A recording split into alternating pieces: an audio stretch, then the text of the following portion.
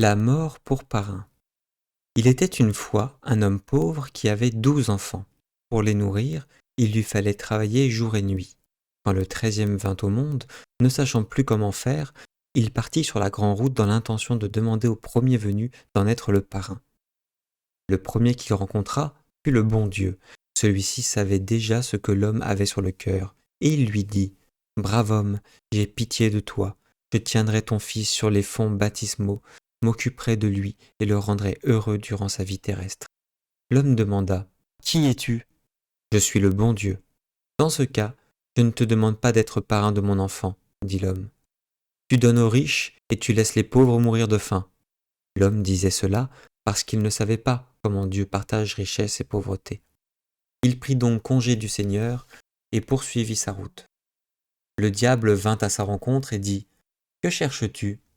Si tu me prends pour parrain de ton fils, je lui donnerai de l'or en abondance et tous les plaisirs de la terre par-dessus le marché. » L'homme demanda « Qui es-tu ? » « Je suis le diable. »« Alors je ne te veux pas pour parrain.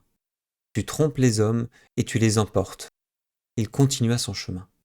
Le grand faucheur aux ossements desséchés venait vers lui et l'apostropha en ces termes « Prends-moi pour parrain. » L'homme demanda « Qui es-tu ? » « Je suis la mort qui rend les uns égaux aux autres. » Alors l'homme dit « Tu es ce qu'il me faut.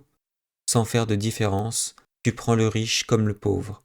Tu seras le parrain. » Le grand faucheur répondit « Je ferai de ton fils un homme riche et illustre, car qui m'a pour ami ne peut manquer de rien. » L'homme ajouta « Le baptême aura lieu dimanche prochain.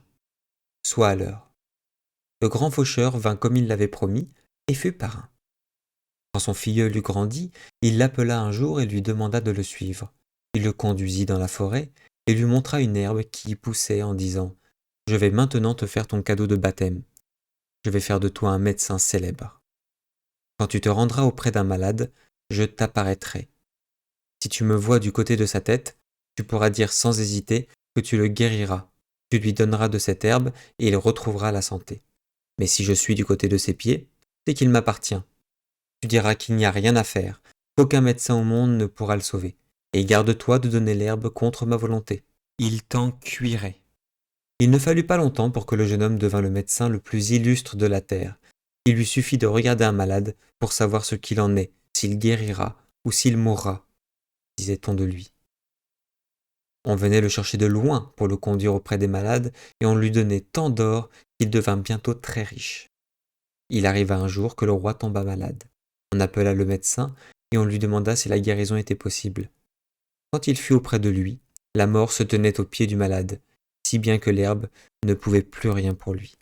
Et quand même, ne pourrais-je pas un jour gruger la mort ? Elle le prendra certainement mal, mais comme je suis son filleul, elle ne manquera pas de fermer les yeux. Je vais essayer. Il saisit le malade à bras-le-corps et le retourna de façon que maintenant, la mort se trouvait à sa tête. Il lui donna alors de son herbe, le roi guérit et retrouva toute sa santé. La mort vint trouver le médecin et lui fit sombre figure. Elle le menaça du doigt et dit « Tu m'as trompé. Pour cette fois, je ne t'en tiendrai pas rigueur, parce que tu es mon filleul. Mais si tu recommences, il t'en cuira, et c'est toi que j'emporterai. » Peu de temps après, la fille du roi tomba gravement malade.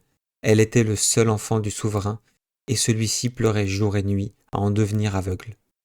Il fit savoir que celui qui la sauverait deviendrait son époux et hériterait de la couronne. Quand le médecin arriva auprès de la patiente, il vit que la mort était à ses pieds. Il aurait dû se souvenir de l'avertissement de son parrain, mais la grande beauté de la princesse et l'espoir de devenir son époux l'égarèrent tellement qu'il perdit toute raison. Il ne vit pas que la mort le regardait avec des yeux pleins de colère et le menaçait de son poing squelettique. Il souleva la malade et lui mit la tête où elle avait les pieds.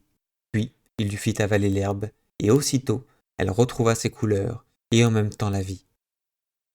Quand la mort vit que pour la seconde fois on l'avait privée de son bien, elle marcha à grandes enjambées vers le médecin et lui dit « C'en est fini de toi, ton tour est venu. » Elle le saisit de sa main, froide comme la glace, si fort qu'il ne put lui résister, et le conduisit dans une grotte souterraine.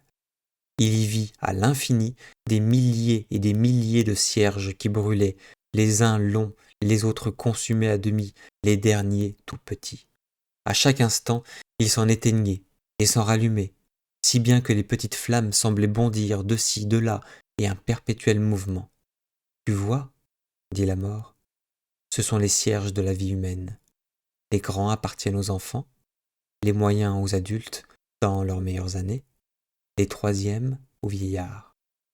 Mais souvent, des enfants et des jeunes gens n'ont également que de petits cierges. Montre-moi mon cierge, dit le médecin, s'imaginant qu'il était encore bien long. La mort lui indiqua un petit bout de bougie qui menaçait de s'éteindre, et dit « Regarde, le voici. »« Ah, cher parrain, dit le médecin effrayé, allume-moi à nouveau. Fais-le par amour pour moi, pour que je puisse profiter de la vie, devenir roi et épouser la jolie princesse. »« Je ne le puis, répondit la mort. Il faut d'abord qu'il s'en éteigne un pour que je puisse en allumer un nouveau. Dans ce cas, place mon vieux cierge sur un nouveau, de sorte qu'il s'allume aussitôt lorsque le premier s'arrêtera de brûler, supplia le médecin.